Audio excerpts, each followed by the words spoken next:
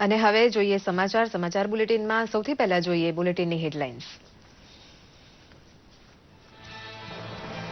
પેટ્રોપોલિમરનું વિરાટ કારખાનું ખુલ્લું મૂકવા માટે દહેજ પહોંચ્યા પ્રધાનમંત્રી। ઓએનજીસીનો ઓપેલ પ્લાન્ટ ગુજરાતમાં પેટ્રોપોલિમર ઉદ્યોગ માટે અચ્છેદીન સાબિત થશે।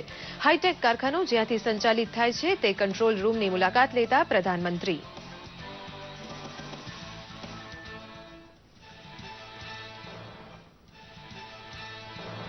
પ્રધાનમંત્રી મોદીએ કહ્યું, પોલિમર ઉત્પાદન અંગેનું આ કારખાનું મેક ઇન ઇન્ડિયાની સફળતામાં આપશે મોટું યોગદાન।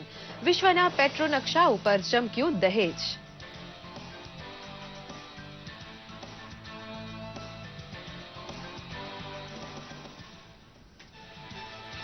ગુજરાતની ધરતી ઉપર ડગ માણતા જ પ્રધાનમંત્રીએ સુરતમાં કહ્યું, તબીબી અનુસ્નાતક શિક્ષણમાં 4000 બેઠકનો વધારો કરવાનો નિર્ણય ઐતિહાસિક સાબિત થશે। ભાજપની કાર્યકર મેદનીને સંબોધન કરતા કહ્યું, દેશની પ્રગતિમાં સિંહ ફાળો આપતું રહેશે ગુજરાત।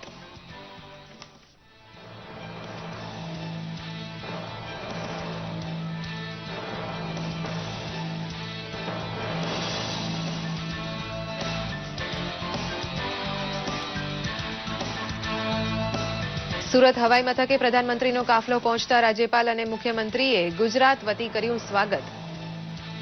સાંસદ સી.આર. પાટીલ, દર્શનાબેન જરદોશ સહિત ભાજપ કાર્યકરોની મેદનીને આત્મીયતાથી મળ્યા પ્રધાનમંત્રી।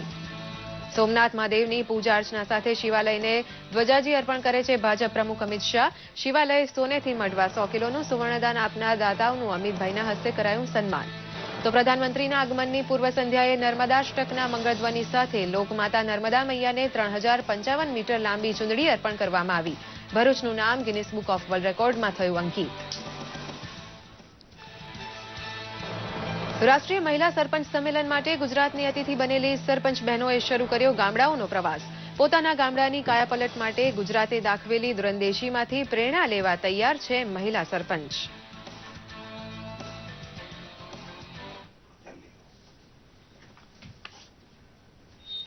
સમાચાર વિગતવાર જોઈએ।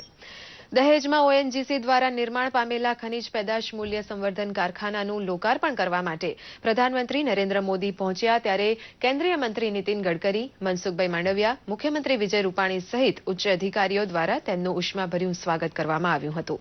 ખનીજ તેલનું શુદ્ધિકરણ થઈ ગયા બાદ વધેલા કાળા કચરામાંથી કંચન જેવા પોલિમર ઉત્પાદનનું આ કારખાનું 27,000 કરોડના મૂડીરોકાણ સાથે નાખવામાં આવ્યું છે। જર્મનીએ આપેલી ડિઝાઇન પ્રમાણે આ કારખાનું બાંધવાનું કામ સેમસંગ હસ્તક હતું। ઓપેલ પ્લાન્ટ તરીકે ઓળખાતા આ કારખાનાનું જ્યાંથી સંચાલન થાય છે તે કંટ્રોલ રૂમની મુલાકાત લઈ પ્રધાનમંત્રી ઉત્પાદન પ્રક્રિયાથી વાકેફ થયા હતા। પેટ્રોપોલિમર જેવો પદાર્થ લોખંડ અને લાકડાના વિકલ્પ તરીકે કામ આપતો હોવાથી તેના આર્થિક મૂલ્યની મહત્તા વિશે પ્રધાનમંત્રીને ટેકનિકલ જાણકારી આપવામાં આવી હતી। કેમિકલ બંદર તરીકે વિકસેલા દહેજમાં આટલો વિરાટ પ્લાન્ટ શરૂ થતા સ્થાનિક રોજગારીમાં ખાસો વધારો થવાની ખુશાલી ભરૂચ પંથકમાં છવાયેલી છે। પેટ્રો હબ તરીકે દહેજનો વિકાસ કરવાની વ્યૂહરચના સફળ થઈ હોવાનો દાવો આનંદપૂર્વક રજૂ કરતા પ્રધાનમંત્રીએ કહ્યું હતું કે રોજગારીને લીધે દહેજ આજે લઘુ ભારત બની ગયું છે। मुझे कहते हुए बड़ा आनंद आ रहा है कि हमारा दहेज एक प्रकार से लघु कोई जिला ऐसा होगा कि जिसके लोग हमारे इस दहेज में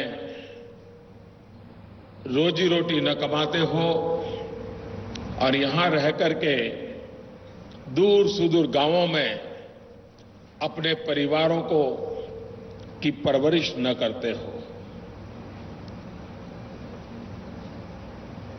भाइयों बहनों, पूरे देश में और विश्व में सदियों से गुजरात की व्यापारिक सोच और साहसिकता इसकी एक गूंज सब दूर सुनाई देती है।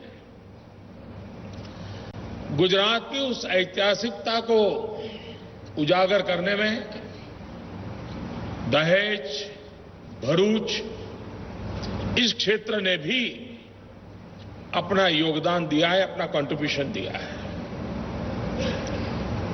जब गुजरात के मुख्यमंत्री के रूप में मेरी जिम्मेवारी थी तो अनेक बार इस क्षेत्र में मुझे आने का अवसर मिला। विकास के संबंध में विचार विमर्श करना, नई नई योजनाओं को आकार देना और उसको गति देना, तो मेरा एक निरंतर प्रयास। और इस जगह को मैंने ब्रिक बाय ब्रिक मजबूत होते और स्टेप बाय स्टेप आगे बढ़ते हुआ अपने आंखों से देखा है।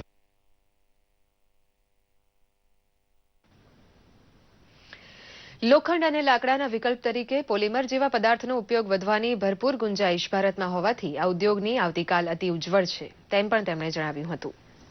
दहेज एसईजेड और पीसीपीआईआर को 4 चांद अगर किसी ने लगाए हैं तो वो है ओएनजीसी,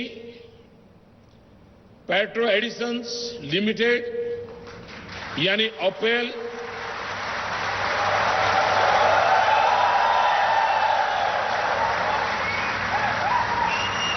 ओपेल यहां के लिए एक एंकर इंडस्ट्री की तरह है।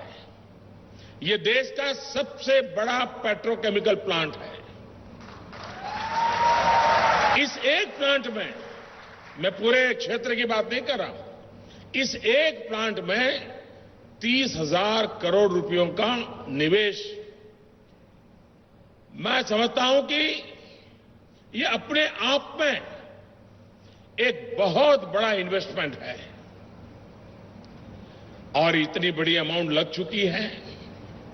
साथियों, आज भारत में पॉलीमर्स का पर कैपिटा कंजम्पशन सिर्फ 10 किलो है, जबकि पूरे विश्व का औसत लगभग 32 किलो है।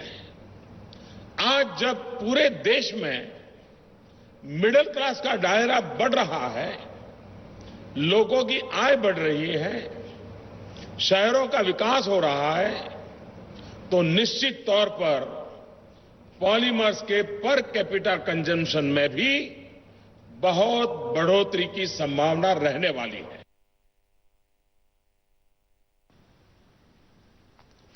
ઓપેલ પ્લાન્ટના લોકાર્પણ પ્રસંગે પ્રધાનમંત્રીએ આત્મવિશ્વાસ સાથે કહ્યું હતું કે દહેજનું આ કારખાનું મેક ઇન ઇન્ડિયાને સફળ બનાવવામાં મોટું યોગદાન આપશે। ઉદ્યોગ જગત સાથે વાતચીત કરતા તેમણે કહ્યું કે ભારત હવે મેન્યુફેક્ચરિંગ હબ તરીકે ઝડપથી આગળ આવી રહ્યું છે। ग्लोबल कॉम्पिटिटिवनेस इंडेक्स में भारत 32 स्थान ऊपर आया। इतना हम पीछे थे। लॉजिस्टिक परफॉर्मेंस इंडेक्स में भारत 2014 में 54वें स्थान पर था, 54। 2016 में भारत ने इस रैंकिंग में काफी सुधार करके हम 54 से 35 पर अब पहुंच गए हैं। मेक इन इंडिया आज भारत का सबसे बड़ा इनिशिएटिव बन चुका है। तमाम रेटिंग एजेंसियों ने इसकी कामयाबी की प्रशंसा की है। मेक इन इंडिया एक प्रयास है भारत को मैन्युफैक्चरिंग, डिजाइन और इनोवेशन का ग्लोबल हब बनाने का।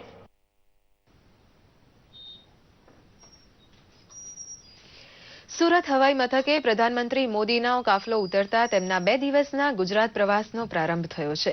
સુરત હવાઈ મથકે પ્રધાનમંત્રી મોદીનું રાજ્યપાલ ઓપી કોહલીએ સ્વાગત કર્યું, ત્યારે મુખ્યમંત્રી વિજય રૂપાણી, નાયબ મુખ્યમંત્રી નીતિનભાઈ પટેલ તથા મંત્રીમંડળના વરિષ્ઠ સભ્યો હાજર હતા। સુરતના મેયર શ્રીમતી શિરોયા તથા સાંસદ CR પાટીલ અને દર્શનાબેન જરદોશ પણ પ્રધાનમંત્રીના સ્વાગતમાં જોડાયા હતા। હવાઈ મથક બહાર એકઠી થયેલી કાર્યકરોની મેદની મળવાની આત્મીયતા પ્રધાનમંત્રીએ દાખવી પોતાના સુરત સાથેના સંસ્મરણો તાજા કર્યા હતા। તબીબી શિક્ષણમાં અનુસ્નાતક બેઠકોની સંખ્યામાં નોંધપાત્ર વધારા સહિતના અનેક મહત્વના નિર્ણય વિશે પ્રધાનમંત્રી બોલ્યા હતા।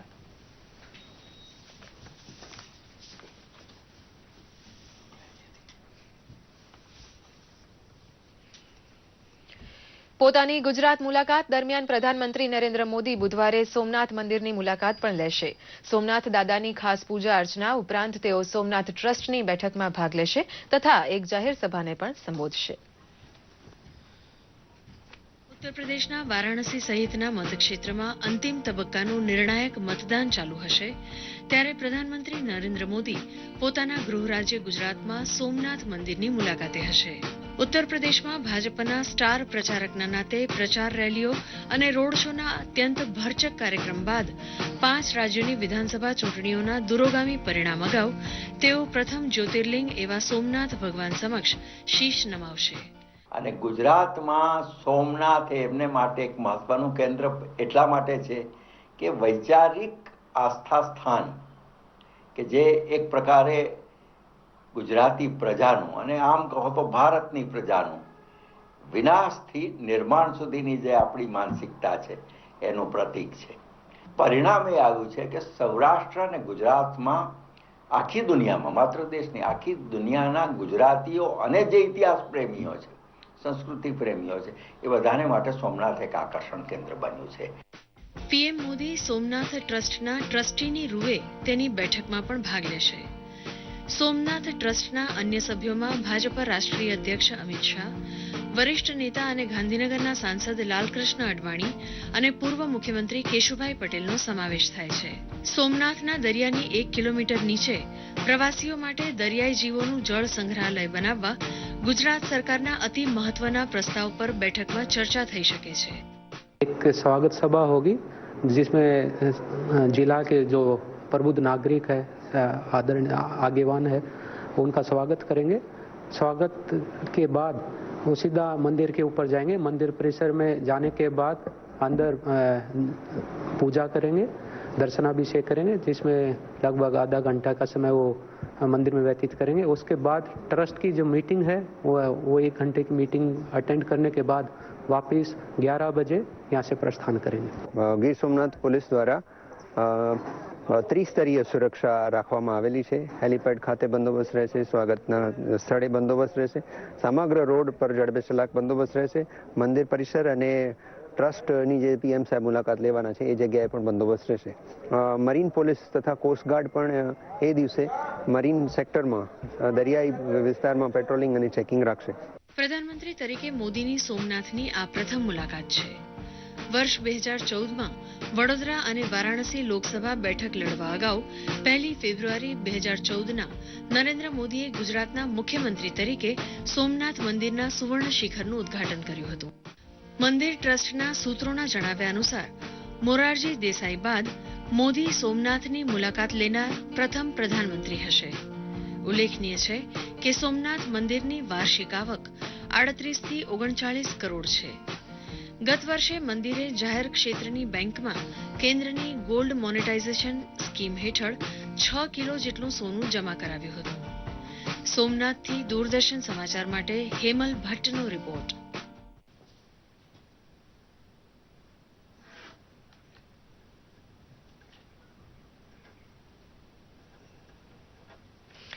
પ્રધાનમંત્રી 2 દિવસની ગુજરાત મુલાકાતે છે ત્યારે આજે પ્રધાનમંત્રીએ દહેજ ખાતે વિમુદ્રીકરણના આંકડાઓ આપતા જણાવ્યું કે તેનાથી દરેક ક્ષેત્રને લાભ થશે.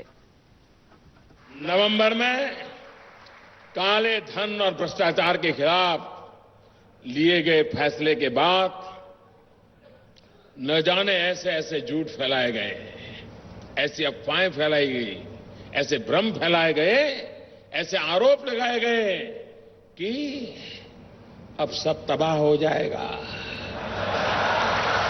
अर्थतंत्र खत्म हो जाएगा. कुछ लोगों को तो तकलीफ होनी थी,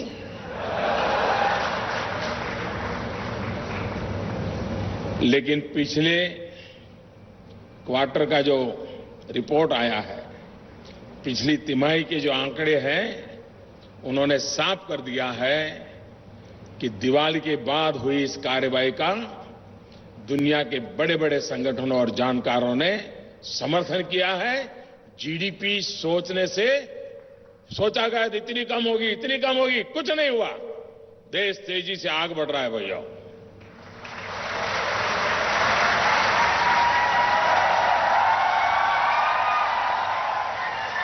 एप्पल के सीईओ मिस्टर टिम कुक ने कहा कि भारत के इस फैसले के दूरगामी परिणाम होंगे और सकारात्मक होंगे। माइक्रोसॉफ्ट के सह संस्थापक बिल गेट्स ने कहा कि ये फैसला पैरेलल इकोनॉमी को खत्म करेगा और अर्थव्यवस्था में पारदर्शिता लाएगा। वर्ल्ड बैंक के सीईओ मैडम क्रिस्टालिना जॉर्जिएवा, उन्होंने कहा कि इस फैसले के समर्थन में थे। उन्होंने कहा कि इससे अर्थव्यवस्था पर सकारात्मक असर पड़ेगा और भारत ने जो किया है उसकी दुनिया के दूसरे देशों ने स्टडी करनी चाहिए।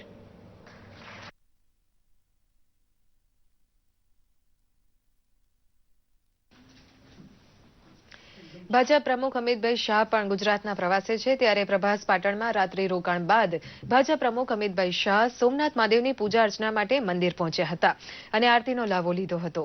સોમનાથ મંદિર ટ્રસ્ટી મંડળમાં પોતે હોવાના નાતે અમિતભાઈ ગઈકાલે અહીં પહોંચ્યા હતા અને પ્રધાનમંત્રી મોદીની મુલાકાત માટે ચાલતી તૈયારીઓની સમીક્ષા કરી હતી. સોમનાથ મહાદેવનું શિવાલય સોનેથી મઢવા માટે 100 કિલોથી વધુ સુવર્ણ દાન કરનાર દિલીપભાઈ લખી, ભીખુભાઈ ધામેલિયા, જયંતિભાઈ ચંદ્રાનું અમિતભાઈએ સન્માન કર્યું હતું. ચાંદીનું મોટું દાન આપનાર આર.કે. જૈનનું પણ આ પ્રસંગે સન્માન કરાયું હતું.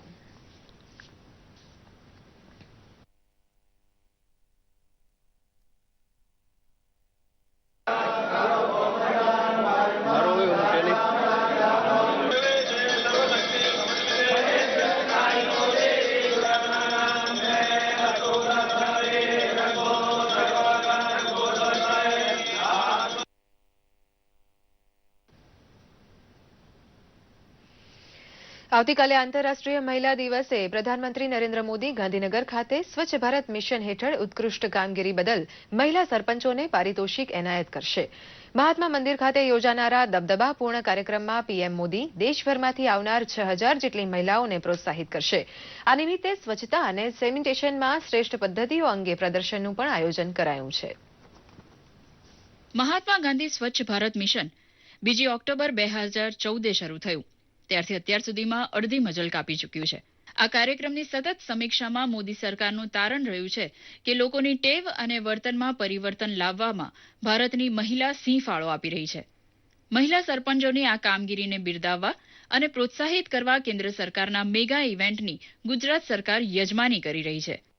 ये जो है स्वच्छ शक्ति 2070 नाम का एक पूरा एक कन्वेंशन ऑर्गेनाइज किया गया है और उसमें पूरे भारत भर से अलग अलग प्रांतों से अलग अलग राज्यों से सब मिला के 6000 जितनी महिला सरपंच बहनें आएंगी और इसका मेन उद्देश्य मुख्य यही है कि वो उन्होंने स्वच्छता में जो सुंदर काम किया है उसे नवाजा जाए.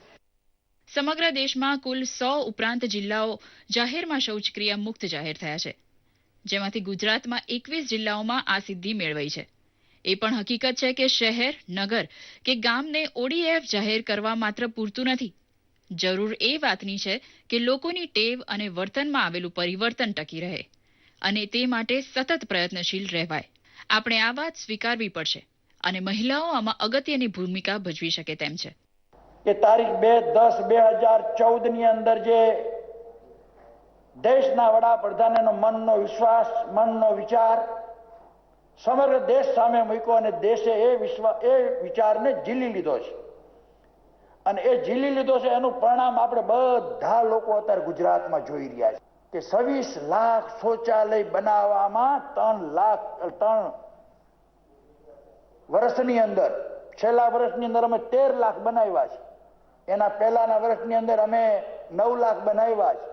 આ બધી કામગીરી છે એની અમને સંપૂર્ણ હૂફ આ દેશના વડાપ્રધાને આપી છે.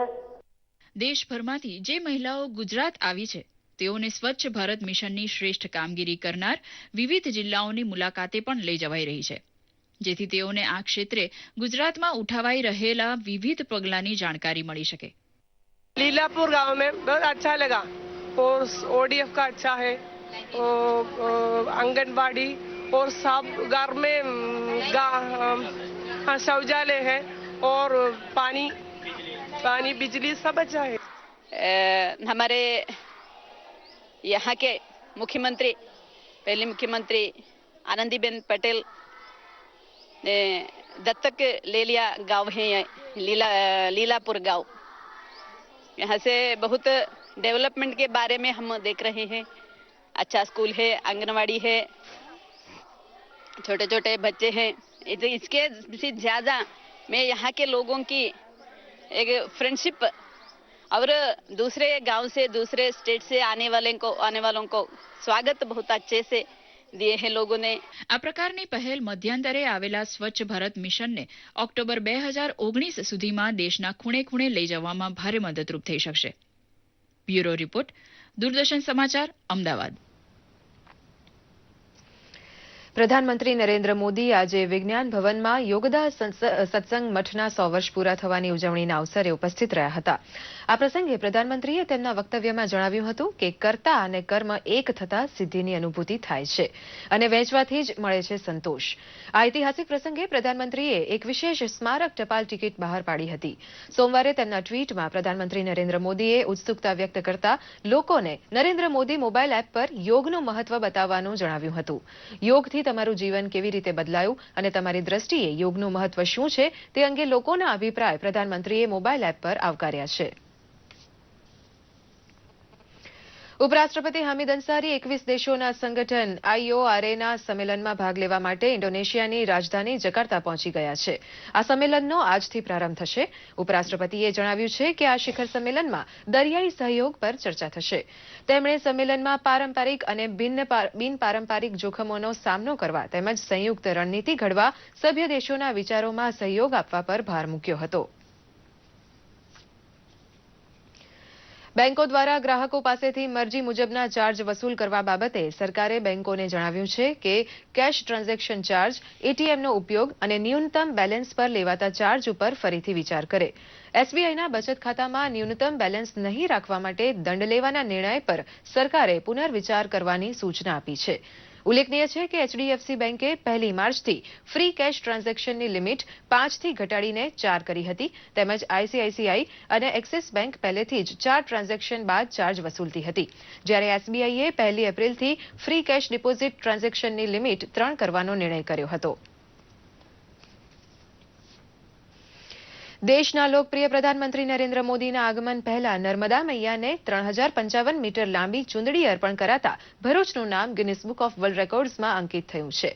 કેબલ સ્ટેટ બ્રિજના લોકાર્પણની પૂર્વ સંધ્યાએ નર્મદા મૈયાને લાંબી ચૂંદડી અર્પણ કરાતા જિલ્લાના પ્રજાજનોમાં ખુશી સાથે ગૌરવની લાગણી પ્રસરી જવા પામી છે. ભરૂચના કેબલ સ્ટેટ બ્રિજના લોકાર્પણની પૂર્વ સંધ્યાએ નર્મદા મૈયાને 3 કિલોમીટર લાંબી ચૂંદડી અર્પણ કરવામાં આવી. પાવન સલીલા માં નર્મદા પર બનેલા દેશના સૌથી લાંબા કેબલ સ્ટેટ બ્રિજનું પ્રધાનમંત્રી નરેન્દ્ર મોદીના હસ્તે લોકાર્પણ કરાશે. ત્યારે નવા બ્રિજના લોકાર્પણ પહેલા સોમવારે સાંજે નર્મદા મૈયાને 3055 મીટર લાંબી ચૂંદડી અર્પણ કરી વિશ્વ વિક્રમ સ્થાપિત કરાયો હતો. જાડેશ્વર સ્થિત ગાયત્રી મંદિરના ઘાટ ખાતે નર્મદા મૈયાનું પૂજન અર્ચન કરી જિલ્લા કલેક્ટર સંદીપ સાંગલે, ધારાસભ્ય દુષ્યંતભાઈ પટેલ, પ્રદેશ ભાજપ મહામંત્રી ભરતસિંહ સહિત અન્ય અગ્રણીઓ, ગાયત્રી મંદિરના સ્વામી અલખગીરી મહારાજ અને નર્મદા મૈયાના ભક્તજનોની ઉપસ્થિતિમાં એનડીઆરએફની ટીમ તેમજ માછીમાર ભાઈઓની મદદથી 3055 મીટર લાંબી ચૂંદડી અર્પણ કરાઈ હતી. માં નર્મદાના આશીર્વાદ તમામ ભારતવાસીઓને મળે, સુખ સમૃદ્ધિ અને શાંતિની શુભકામનાઓ અને આશીર્વાદ લેવા માટે આજે આ માં નર્મદાને સાડી આપવાનો પ્રોગ્રામ અહીંયા આયોજિત કરવામાં આવ્યો હતો. નર્મદા મૈયાને ચૂંદડી અર્પણ કરાયા બાદ મહાઆરતીનું પણ આયોજન કરાયું હતું. નર્મદાષ્ટકના મંગલધ્વનિ સાથે સમગ્ર વાતાવરણમાં આધ્યાત્મિકતાનું સર્જન થયું હતું. આ પ્રસંગે ઉપસ્થિત ગિનિસ બુક ઓફ વર્લ્ડ રેકોર્ડના અધિકારીઓએ જિલ્લા કલેક્ટરને પ્રમાણપત્ર અર્પણ કરી લાંબામાં લાંબી ચૂંદડી અર્પણ કરવાનો રેકોર્ડ ભરૂચના નામે અંકિત થયાનું જણાવ્યું હતું. જિલ્લા કલેક્ટરે રેકોર્ડ અંગે ખુશી વ્યક્ત કરી નર્મદા મૈયાને અર્પણ કરાયેલ આ ચૂંદડી જરૂરિયાતમંદોને પ્રસાદી રૂપે અપાશે તેમ કહ્યું હતું. એક નવો ગિનીઝ વર્લ્ડ બુક રેકોર્ડ કાયમ થયો છે. આ સાડી 3055 મીટર જેટલી લાંબી છે, જો જૂના રેકોર્ડને તોડી નાખ્યો છે. આ સાડીને આપણે પ્રતિકાત્મક અર્પણ કરીને પર્યાવરણને પણ નુકસાન નહીં થાય એ ધ્યાન રાખીને એ પાછી સાડી લેવાના છે અને જરૂરિયાતમંદ વ્યક્તિઓને એને પ્રસાદી તરીકે આપવાના છે. મહત્વનું છે કે 12 થી વધુ કારીગરોએ 10 દિવસની જહેમત બાદ 3 કિલોમીટર લાંબી બાંધણીની ચૂંદડી તૈયાર કરાઈ હતી. આ પહેલા જામખંભાળિયા નજીક આવેલા ઘેલડાના દગાઈ ગામ ખાતે દગાઈ માતાજીને 1.2 કિલોમીટર લાંબી ચૂંદડી અર્પણ કરવાનો વિશ્વ વિક્રમ હતો. ત્યારે ભરૂચમાં 3 કિલોમીટર લાંબી ચૂંદડી અર્પણ કરીને આ રેકોર્ડ તોડવામાં આવ્યો છે. દૂરદર્શન સમાચાર માટે ભરૂચથી ભરત ચુડાસમાનો અહેવાલ. આ સાથે જ આ સમાચાર બુલેટિન અહીં સમાપ્ત થાય છે. નમસ્કાર.